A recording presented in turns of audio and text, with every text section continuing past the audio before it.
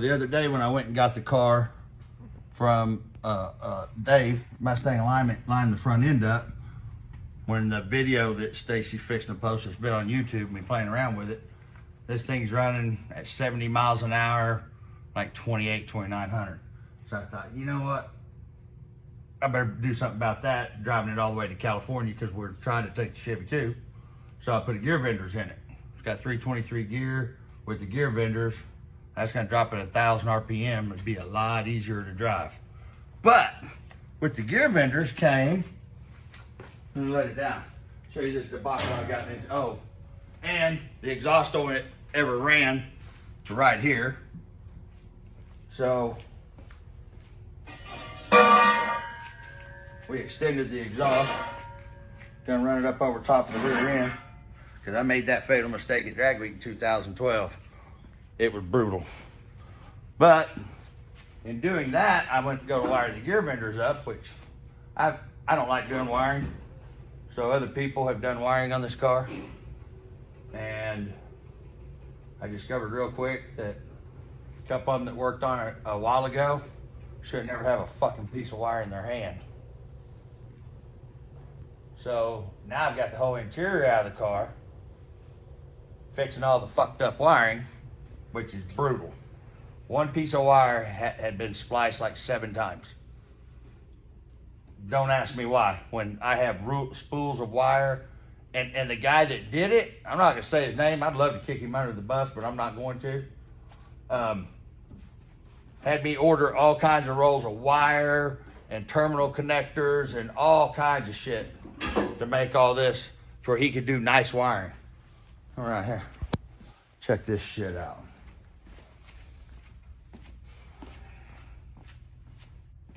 And since he's the one put it in, check this out. How cool is this? We got a little tape here, a little terminal connector here, which runs over to this one that's got another terminal connector. It's got this one that goes to this terminal connector. See that wire changed 3 times? Pink, yellow, pink. Put a piece of wire in it that long. As you guys can see, I got spools and spools of wire. There's absolutely no cause for that shit. So what started out as something simple, putting the gear vendors in it, I get up underneath the dash of this thing and start seeing all the wiring bullshit. I'm like, I'm not fixing the wiring on this car on the side of the road. So now I got the whole damn inside of the car disassembled, fixing wiring. Ran into. So I like these cute little kicker stereos. So my box, my amps, speakers, decided I'm gonna put all the stereo back in this car. Well, there's a problem with that. Car's a 16 volt system. None of the stereo stuff will run off of it. So now I've got to put a 12 volt battery in it, take one of the 16s out, put a step down on it to charge the battery to be able to run the stereo because it has to be 12 volts. So everything that I do, I touch one thing and it creates me an issue with 5 others. So my plan now, as long as we leave before our first anniversary, that's about where I'm at with this. I know you're beat down. I am beat down. I've been putting in a lot of hours on this car. Yes, you have. But I do not want to make this trip and be broke down. I want to make sure everything's right on it, as right as I can make it. Sometimes shit just happens, and I sure ain't driving that far without a radio. Oh, I could sing to you the whole way. Yeah. If I get to post the videos. If I can post the videos, I'll take that. But boy, that's a lot of singing. All right, well, on to the next problem. What was that? I'm gonna drop light.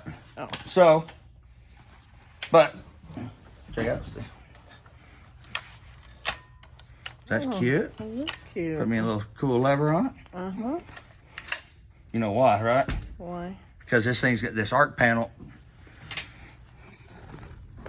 The arc panel has to have a battery shut off. Remember, that's why we got this little solenoid here for.